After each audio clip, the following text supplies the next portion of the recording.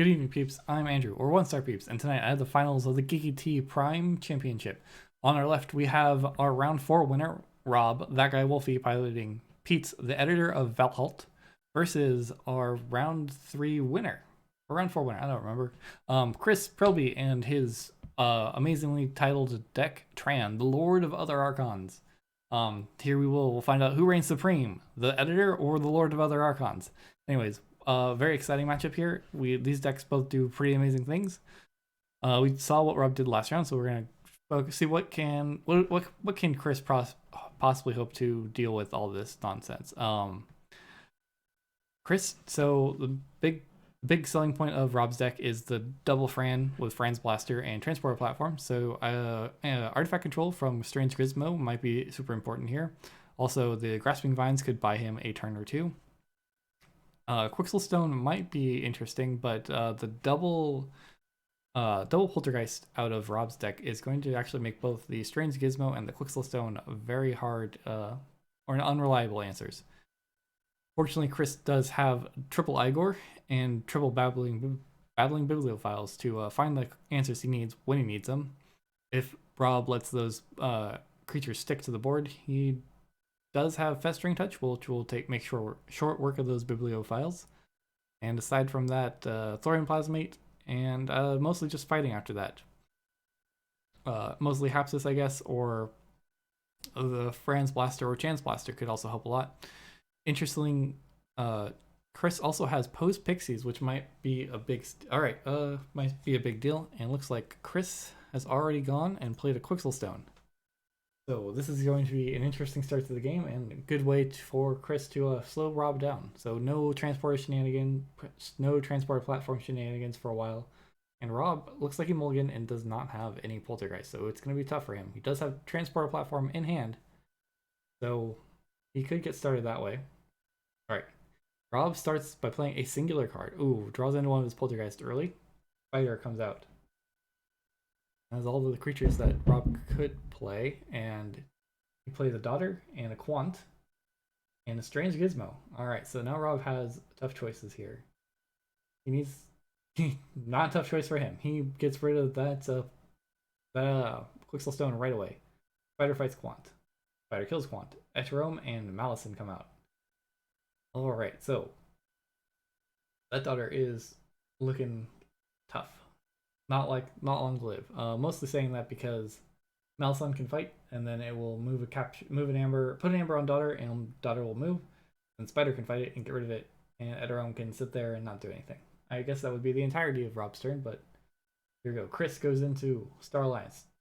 Plays Chan, upgrades with Calvin, and upgrades with Light of the Archon. +2 power, +2 armor, fight Reap, draw a card. Also, fight Reap, use a friendly other creature. Alright, over to Rob. Alright, so what's Chris's plan here? Not quite sure. He's got a big scary creature. It has enough armor that Spider can't kill it, and Chris has few enough creatures that Eterome cannot target it. So what's Rob's plan here? That currently the Chan doesn't do a whole lot. It does draw a card and does let him Reap with Daughter. That's still only draw +1 card draw, +1 amber. It's like a Do Fairy that draws a card when it reaps. That's still really good, but at the same time, Rob can just play kind of reap for 3. I guess it'll eventually stop keeping up. Eterome could kill itself, and then they'll just race each other. Rob can choose to fight Malison into Daughter, although Chris doesn't have any amber yet, so that's not really the best use of his time either. Fight Eterome, fight Daughter. Or sorry, fight Eterome into Daughter, then fight Spider into Daughter. Get rid of it. Or he's got four Logos cards. 2 Cutthroat Research, a Hapsis, and I want to say an Information Exchange. So let's gain 2 amber, play another 5 power creature. Well, it's not going to help too much, but it gets cards out of his hand. Stupid Information Exchange, not doing anything this turn. Gains 2, 3. Oh, I guess Chris did have 1 amber. Goes up to 4.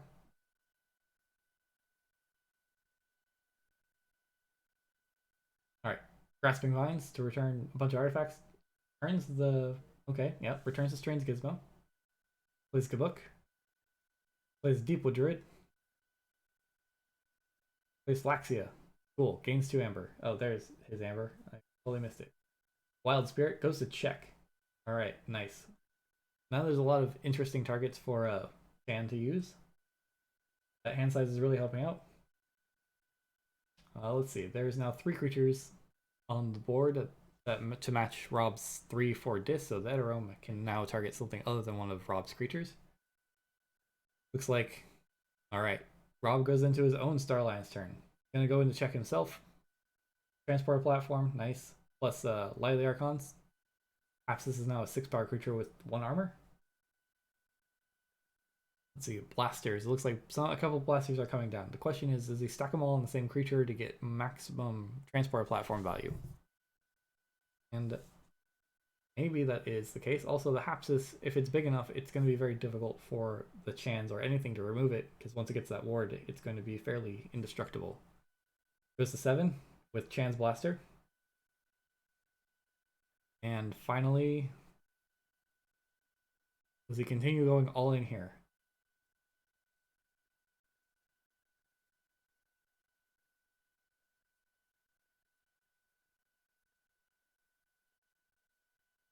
He ends his turn. Cool. It does not go on. He's got 1 more blaster left in hand, I believe. Alright, so Chris first on the board with the red key. How is he going to deal with this? Does he even care? It is a fight. Deals 7 damage plus 2 from a blaster. Kid killed the daughter. It's not long for this world. The Hapsis is allowed to live. Strange Gizmo comes back. Just rushing. Just gotta beat Rob before he sets up, I guess. Igor. There you go. The first of 3. Probably bound to find another one soon. Off of this, we haven't seen another one yet. The daughter's been drawing a lot of extra cards. Trying to figure out, what does he have? He's got a Lay of the Land and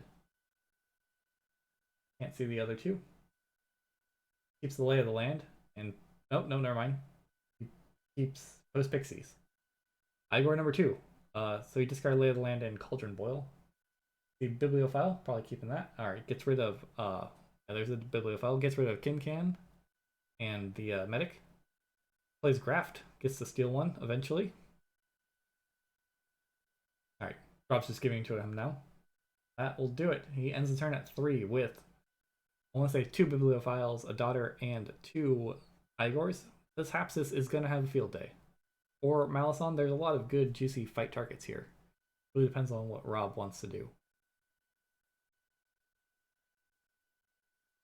Probably he needs something to deal with this board.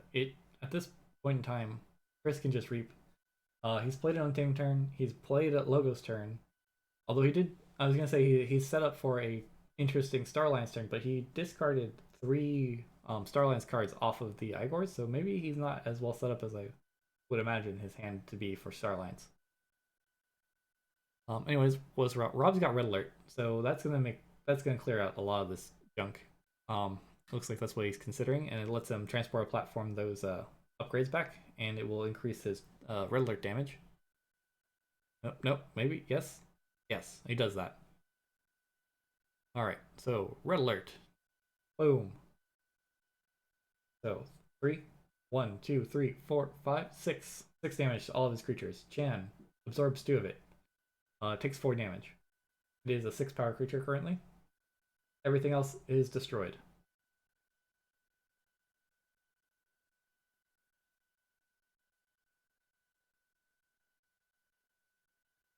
Gabuk is destroyed, so the Gabuk trigger is going to happen right now. Top card of the deck is Bibliophile. Welcome back. Alright, what else do you got for us, Rob? Gonna throw down Chan plus Chan's Blaster, which is gonna let you use Fighter, which will finish off the Chan. Makes sense. Not unreasonable. Puts Chan's Blaster on Chan. Fighter fights Chan, the other Chan. How could you do that to your own clone? And then Light of the Archons comes down and gains another Amber. Finally, the final blaster. Fran's Blaster. Alright, so Rob is now also sitting at 1 key, 3 amber, and a big board. Alright. I see at least 2 Logos cards in Chris's hand. And earlier he did go for just a Bibliophile to redraw. Might not be too worried about it.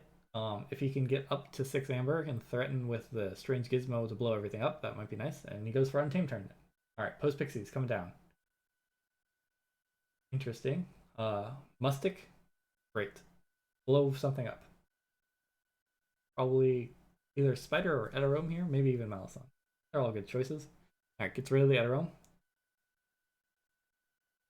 Alright, so keys now cost 7. Rob is sitting on a very powerful Chan. The most powerful Chan of the match. Of the day so far. I see a Kirby in his hand.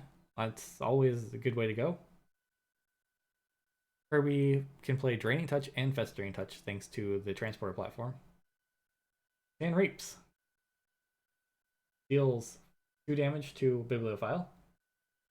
And then 2 damage to the Post Pixies. And then, thanks to Chan's Reap effect, going to Malison fight, maybe? Or Spider fight. Malison fights. Yep, Pampaka moves it. Oh, puts the damage on Mustic. Sorry, fights Pampaka, kills it, moves Mustic, and Mustic captures 1 from its own side. Malison takes 3 damage. Transporter platforms. Chan. To replay Light of the Archons on it. Goes up to 5. Replays a Blaster on it. Goes up to 6. What's the other Blaster on it? Goes up to 7.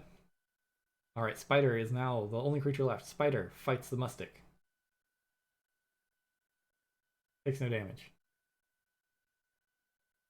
Kirby comes down. Plays Scientifical Hack. Artifact that lets you has Omni Sacrifice. You may use any number of any artifacts on your turn, as if they belong to the active house for the remainder of the turn. Alright, so check with 9 amber. And Chris, what do you got for us? You're almost through your whole deck. I'd say there's like 5 cards, maybe 6 cards left in your deck. Most of the Igors are gone. Might be 1 left. Amber control options. Mustic was about it. Oh, cool. Walls comes out, finds a Light of the Archons in his discard pile. Plays Fran, capture 1s. On to Fran.